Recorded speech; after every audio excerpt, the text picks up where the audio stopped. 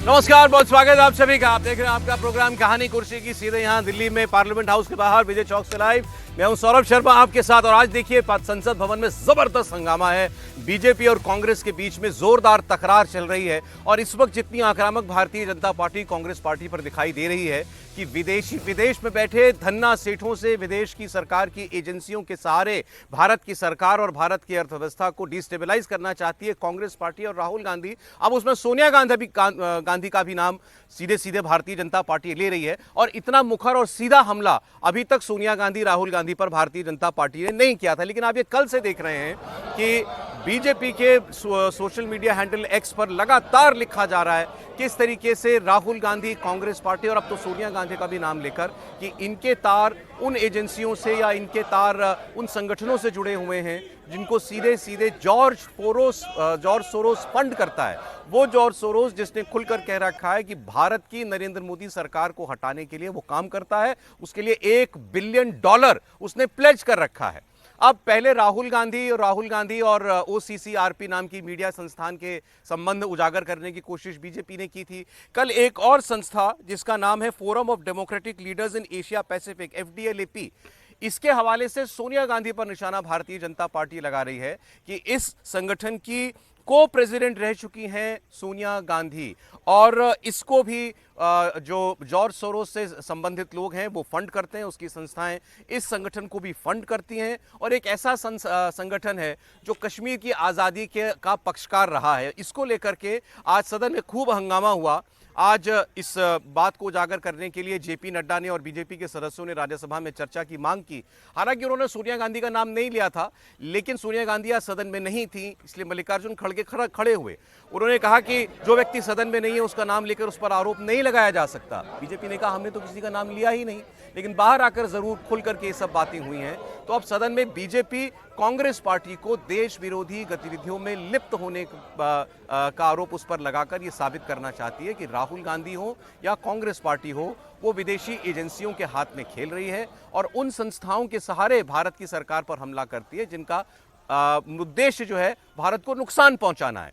तो मैं पहले आपको आज राज्यसभा में, चूंकि वो एपिसेंटर था इस सारे हंगामे का, वहां जो कुछ हुआ है और जो बयान हुए हैं वो आप देखिए, फिर इस बेहम मुद्दे पर हम लोग चर्चा करेंगे। क्या वाकई भारतीय जनता पार्टी के पास कांग्रेस पर प्रहार करने का नया हथियार मिल चुका है?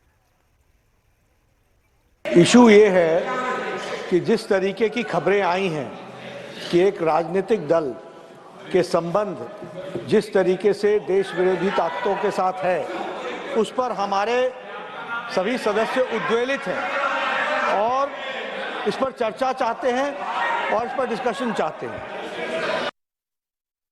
किस प्रकार से कांग्रेस के लोग, किस प्रकार से बहुराष्ट्रीय कंपनियों, डीप स्टेट के समर्थन से, जॉर्ज सोरोस की मदद से अंतरराष्ट्रीय एजेंसियों के एजेंट बन करके इस देश में विखंडता पैदा करना चाहते हैं। इस देश में गलत मुद्दों के आधार पर इस देश को टुकड़े टुकड़े करना चाहते हैं। यह सदन चाहता है कि इस विषय पर गंभीर तरीके से विचार हो, इन राष्ट्रद्रोहियों को बेनकाब किया जाए, इनकी असलियत जनता के सामने सामने लाई जाए। राष्ट्रीय और अंतर्राष्ट्रीय मीडिया में ये रिपोर्ट आया है कि कांग्रेस के सीनियर लीडर का जॉर्ज सोरोस से संबंध है। इसको तो जरूर इस पर एक डिबेट होना चाहिए।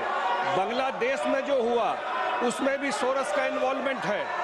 $1 मिलियन ऑन रिकॉर्ड उन्होंने कहा है कि नरेंद्र मोदी जी को हटाने के लिए $1 मिलियन मैंने रखा हुआ है। इनको बिठाइए। अगर हाउस, देखिए यही बोल रहा हूं मैं, जो मेंबर इस हाउस में प्रेजेंट नहीं है वो ऐसे उठाना ये गलत है और किसी के इमेज को डैमेज करना नहीं। कौन सा मेंबर? विच मेंबर? कौन सा मेंबर? हमारी तरफ से सदन के किसी सदस्य का नाम नहीं लिया गया है। यदि माननीय नेता प्रतिपक्ष ने बोला है तो इसका अर्थ होता है कि उन्होंने स्वतः स्वीकार किया है कि जो सदन के अनुपस्थित सदस्य उनमें से कोई है। हमारी तरफ से किसी सदस्य का नाम नहीं लिया, हम सिर्फ इस चर्चा का आग्रह कर रहे हैं।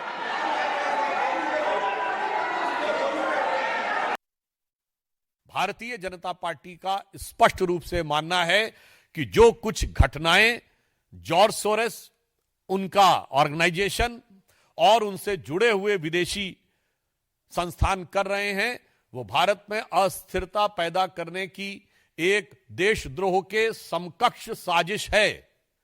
It amounts to destabilise the nation and equivalent to treason.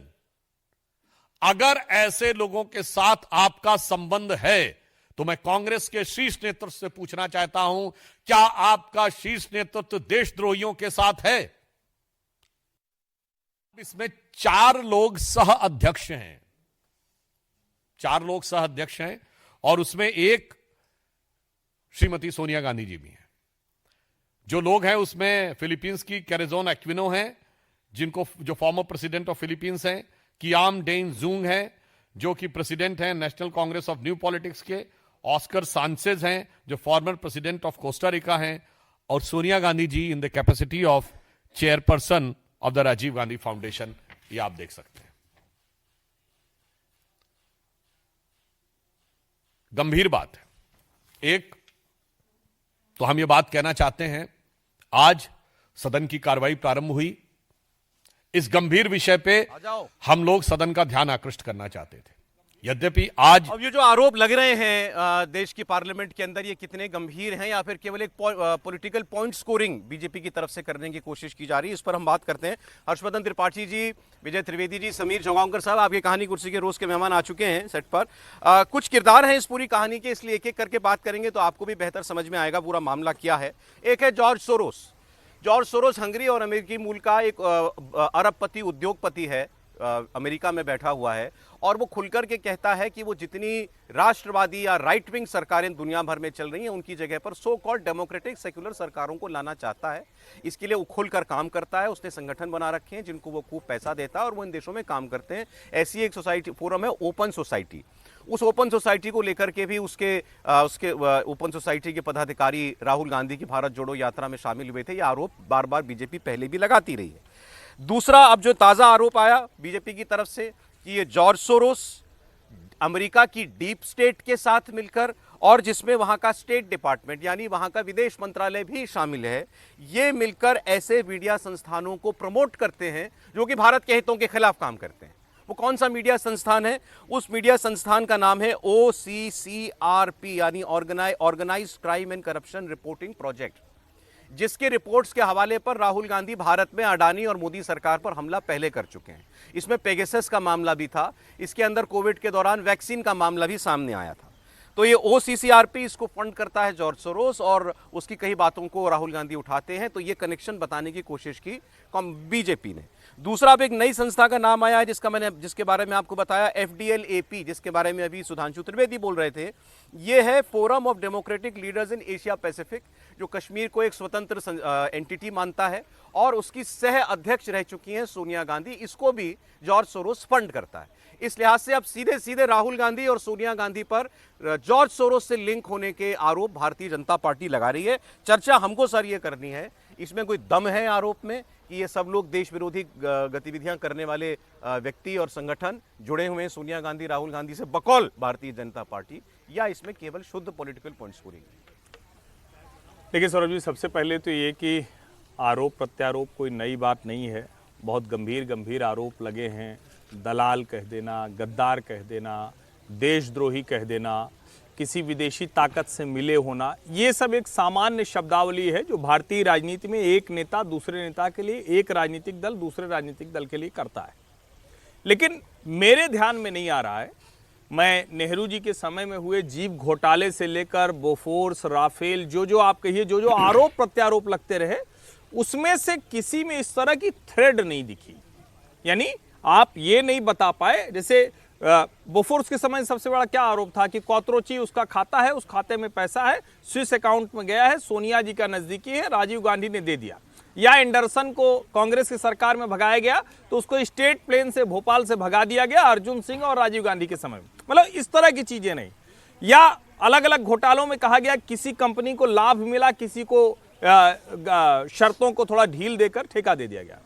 लेकिन राहुल गांधी और सोनिया गांधी पर जो आरोप लगे हैं उसको थोड़ा गंभीरता से देखा जाना चाहिए। एक तो इतना मतलब तीखा हमला आज तक कभी किसी ने किया नहीं होगा। सोनिया जी को तो वैसे भी लोग छूने से डरते हैं, जाने क्या वजह है। सोनिया जी पर हमला भी हुआ तो क्या हुआ था, वो 2004 वाला कि भाई विदेशी मूल की हैं, तो तब क्या था कि छोटे छोटे पैम्पलेट में यह चलाया जाता था कि वो कोई किसी के एजेंट हैं और इसीलिए राजीव गांधी से मिल गई, तो अफवाह जैसा चलाया जाता था। उसको देश में कोई यकीन नहीं करता था। कुछ लोग भले माने कि अच्छा ठीक है भाई विदेशी मूल के हैं तो भारत का विरोध करेंगे, लेकिन मुझे नहीं लगता कि हम लोग ऐसा माने या मानना चाहिए देश को। लेकिन ये मसले थोड़ा गंभीर है। अब अगर एक संस्था जिसमें अलग अलग देशों के लोग हैं, उसमें से एक को प्रेसिडेंट हैं, सह अध्यक्ष हैं, वो FDLAP जो संस्था है, उसको ये जॉर्ज सोरोस फंड करता है। जैसे जॉर्ज सोरोस चलता है तो कई बार किसी डिबेट में कांग्रेस के नेता प्रवक्ता होते हैं तो कहते हैं अरे वो कहाँ खड़ा है, वो कहीं खड़ा नहीं है। दुनिया के जो अमीरों की सूची है उसमें वो 400-500 नंबर पे कहीं आता है। तो ऐसा नहीं कि वो बहुत पैसे हैं उसके पास, लेकिन इतने पैसे हैं, वो फंडर है, इन्वेस्टर है, हेज फंड मैनेजमेंट करता है, इतने पैसे हैं कि वो $32 बिलियन चैरिटी में देता है। अब चैरिटी में कहाँ देता है, तो FDLAP जैसे फाउंडेशन को देता है। और कहाँ देता है, वो अलग अलग देशों में ऐसे NGOs को देता है। अब वो काम क्या करते हैं, अब जब उनके एजेंडा में हम ये देखते हैं कि कश्मीर को एक स्वतंत्र देश बनाएंगे, सेपरेट एंटिटी वो कह रहे हैं, एक इंडिपेंडेंट नेशन के तौर पर देख रहे हैं, और उसमें सोनिया जी जब सह अध्यक्ष के तौर पर हैं तो एक खतरनाक दिखता है। यानी जॉर्ज सोरोस दिखा, कश्मीर को काटने की साजिश दिखी, और सोनिया गांधी उसमें को प्रेसिडेंट दिखी। राहुल गांधी वाले मसले पे क्या है, जो म्यूनिक ग्लोबल सिक्योरिटी कॉन्फ्रेंस में वो बोलता है कि ये जो नरेंद्र मोदी है ये लोकतंत्र के लिए खतरा है, हम वहां का लोकतंत्र बदल देंगे। चुनाव के पहले की बात है। तो अब क्या हुआ, उसने कहा कि अडानी जो है वो क्रोनिक कैपिटलिस्ट हो गया। जो आदमी फंड मैनेजर है, जो न्यूयॉर्क में बैठकर जिसका काम ही है कि वो फंड मैनेज करता है, जिसकी वजह से दुनिया के कुछ बड़े बैंक दिवालिया हो गए, वो कह रहा है कि ये क्रोनिक कैपिटल। आप कहते हैं भाई बताओ कैसे हुआ, तो आरोप लगाते हैं मोदी ठेका दिला देते हैं। लेकिन उन देशों में जहां ग्लोबल टेंडरिंग होती है, जहां वर्ल्ड कंपनीज आती हैं, वहां कैसे अडानी को सारा ठेका दिला दिया। खैर, अब यहां आता है शेयर बाजार। भारत का शेयर बाजार दुनिया के टॉप 5 रिटर्न देने वाले मार्केट्स में से है। लेकिन पिछले कुछ समय में जब से हिंडनबर्ग की रिपोर्ट आई, उसके एक तरह से कहें कि उसके जरिए भारतीय निवेशकों के लाखों करोड़ रुपए स्वाहा हो गए। राहुल गांधी भी वही काम करते हैं, प्रेस कॉन्फ्रेंस करते हैं। अरे नहीं, दो बातों पर स्पष्टता होनी चाहिए। जॉर्ज सोरोस से संबंधित संगठनों या मीडिया संगठनों की रिपोर्ट्स को उजागर करना या उनको हवा देना क्या देश विरोधी गतिविधि के श्रेणी में आएगा? पहले तो ये बात क्लियर होनी चाहिए। जहां तक स्टॉक मार्केट की बात है, वो हिंडनबर्ग की रिपोर्ट आई तो स्टॉक मार्केट पर उसका अपने आप भी असर पड़ा। ऐसा नहीं है कि उसका इंतजार राहुल गांधी ने किया, राहुल गांधी ने बोला तब हुआ। वो रिपोर्ट तो सार्वजनिक थी। तो राहुल गांधी अगर हिंडनबर्ग की रिपोर्ट को बताते हैं, या राहुल गांधी OCCRP की किसी इन्वेस्टिगेटिव जर्नलिस्टिक पीस का हवाला देकर अडानी पर कोई आरोप या पेगासस का आरोप लगाते हैं, वो देशद्रोही कैटेगरी में कैसे आता है? वो देशद्रोही कैटेगरी में नहीं आता है। लेकिन अगर एक आदमी हमारे देश की डेमोक्रेसी को मानने को तैयार नहीं, आप इसको समझिए, वो नरेंद्र मोदी की सरकार को हटाना चाहता है। जॉर्ज सोरोस वो हमारे देश की डेमोक्रेसी को हटाना चाहता है। नरेंद्र मोदी तो एक व्यक्ति है ना, आज नरेंद्र मोदी है, कल कोई और होगा। कोई मोदी यहां ऐसा थोड़ी ना है कि भारत के आदि अंत से कोई नरेंद्र मोदी आए हैं वही रहेंगे, ऐसा तो नहीं है। हमारी एक डेमोक्रेसी, हमारा एक डेमोक्रेटिक सेटअप है, हम उस सेटअप में काम करते हैं। हमारा इलेक्शन कमीशन है, हमारी वोटिंग है, हमारा लोकतंत्र है। और उसमें वो कह रहे हैं, जो व्यक्ति 3 बार तीसरी बार चुने जाने से पहले बोला था, जो व्यक्ति 10 वर्ष प्रधानमंत्री रह चुका है, वो डेमोक्रेटिक सेटअप खराब है। यानी हमारे 90 करोड़ मतदाताओं पर सवाल खड़ा करता है। और वही स्वर राहुल गांधी के मुंह से निकलते हैं। तो अब वो देशद्रोही है या नहीं, ये तो अदालतें तय करेंगी, लेकिन आरोप गंभीर है। अब तो लेकिन मामला यहां तक पहुंच जाएगा, इसकी उम्मीद नहीं थी। और बड़ी हैरानी भी हुई जब बीजेपी ने ऑफिशियली ये कहा कि इस सब के पीछे, या ये OCCRP नाम की मीडिया संस्था के पीछे जिसका इस्तेमाल राहुल गांधी करते हैं आरोप लगाने के लिए सरकार पर, वहां की डीप स्टेट और US का स्टेट डिपार्टमेंट शामिल है, वो उसको फंडिंग करता है। मतलब सीधे सीधे अमेरिका की सरकार फंडिंग करती है। और अमेरिका की सरकार से भी अलग जो वहाँ की डीप स्टेट है, जो तंत्र होता है, किसी सिस्टम जो होता है, वो उसके पीछे पड़ा हुआ है। US एम्बेसी को भारत में इस पर बयान जारी करके कहना पड़ा कि रूलिंग पार्टी आरोप लगा रही है, बड़ा निराशाजनक है। इसको भी कांग्रेस पार्टी ने, शशि थरूर ने कहा कि बीजेपी को ना डिप्लोमेसी समझ में आती है, ना डेमोक्रेसी समझ में आती है। देखिए, इतने सारे मामले हो गए इसमें। सब एक्चुअली बहुत सारी चीज़ें हैं, मतलब पूरा रायता फैला हुआ है कायदे से। अब एक बात तो समझ में नहीं आती, मेरे को तो बहुत सारी चीज़ें समझ में आई। हर्ष जी ने बहुत सारी बातें साफ की। मैं कह रहा हूँ, भारत सरकार अगर ये कह रही है कि US का स्टेट डिपार्टमेंट शामिल है, तो एक तरफ तो हम रोज़ दावा करते हैं कि हमारे और अमेरिका के संबंध बहुत अच्छे हैं। क्या ये बात सही है कि नहीं है, पहले इस पर सफाई हो। भारतीय प्रधानमंत्री के, भारत सरकार के, अमेरिकी सरकार से, बाइडेन साहब से भी, अभी तो ट्रंप साहब नहीं, बाइडेन साहब से भी हम 5 साल, यही 4 साल कहते रहे कि बहुत अच्छे रिश्ते हैं जी। तो जिस राष्ट्रपति से हमारे रिश्ते अच्छे हैं उसका यूएस डिपार्टमेंट क्या भारत सरकार के खिलाफ काम कर रहा है? और अगर कर रहा है तो भारत सरकार ने क्या किया? अब बात पॉलिटिकल तो हो गई, जितनी बात हो गई, पहली बात।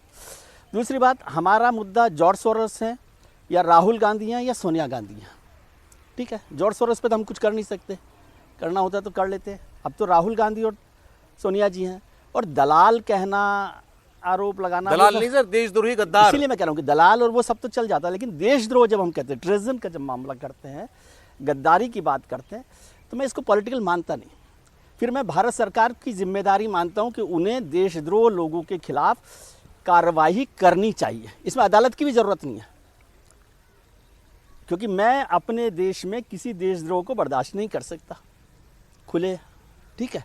तो वो देशद्रोह क्यों बाहर है? क्या ये भारत सरकार की जिम्मेदारी नहीं है? ये दीनदयाल उपाध्याय मार्ग पे प्रेस कॉन्फ्रेंस का मसला है क्या? ये तो नॉर्थ ब्लॉक का मसला है कि गृह मंत्रालय इसको देखे कि देशद्रोह है और देशद्रोह में उसको कार्रवाई करनी चाहिए।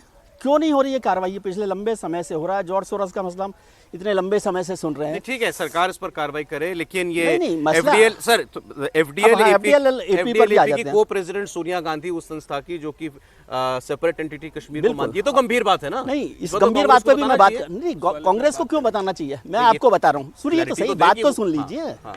इतना परेशान क्यों है? बात सुनिए। एफडीएल एपी जो कर रही है सेपरेट एंटिटी की बात मान ली हमने। सोनिया गांधी जो यूपीए सरकार थी उसमें चेयरपर्सन थी, एमपी थी, कांग्रेस पार्लियामेंट्री पार्टी की प्रेसिडेंट रही। क्या सोनिया गांधी ने सेपरेट आइडेंटिटी के तौर पे कश्मीर को लेकर कोई फैसला किया है? क्या यूपीए सरकार ने कोई कदम उठाया है? क्या ऐसा कोई इन्वॉल्वमेंट अभी दिखाई दे रहा है हमें, या आज तक दिखाई दिया है कि Sonia Gandhi personal, in person में बात कर रहा हूँ, क्योंकि आपने सोनिया गांधी पर सीधा आरोप लगाया है, तो मतलब आपका मतलब जो बीजेपी ने जो आरोप लगाया है, तो सोनिया गांधी, मैं उनका बचाव नहीं कर रहा, लेकिन मैं समझना चाहता हूँ क्या सोनिया गांधी सेपरेट आइडेंटिटी, आज तो वहाँ पर सरकार में है सोनिया गांधी, नेशनल कॉन्फ्रेंस और कश्मीर में कांग्रेस साथ में है, तो क्या वो अलग से स्वतंत्र कश्मीर की बात कर रहे हैं? वो तो उन्होंने कहा कि भी हम 370 पर ठीक है, लेकिन ऐसी संस्था के साथ जुड़े रहने पर क्या कांग्रेस को नहीं बताना चाहिए? यही कहे कि भाई ये हमारा मुद्दा कभी नहीं था, हम किसी और कैपेसिटी में जुड़े थे, या हम पहले जुड़े थे, बाद में नहीं। वो तो ठीक है, वो उनको बताना चाहिए, लेकिन सरकार, जो लोग आरोप लगा रहे हैं उन्हें भी तो बताना चाहिए कि ये इन्वॉल्वमेंट है उनका उसमें। उन्होंने कश्मीर को आज़ाद कश्मीर की तरह से बिहेव करने के लिए ये काम किया है। और मैं सरकार के मसले पर कह रहा हूँ, मैं पॉलिटिकल मसले की बात नहीं कर रहा। सुधांशु त्रिवेदी पार्टी ऑफिस में प्रेस कॉन्फ्रेंस कर रहे हैं, तो इसलिए ये सारे गंभीर मुद्दे हैं जिन पर चर्चा के अलावा सरकार को कार्रवाई करनी चाहिए, क्योंकि मैं देशद्रोह, ये पॉलिटिक्स का नहीं, सरकार का काम है, सरकार का काम है। है। हाँ, और देशद्रोह गंभीर मसला है। समीर जी, देखिए सर, मैं आपको 32 साल पहले का एक इंसिडेंस याद दिलाता हूँ। 91-92 की बात है, जब नरसिम्हा राव की सरकार थी केंद्र में।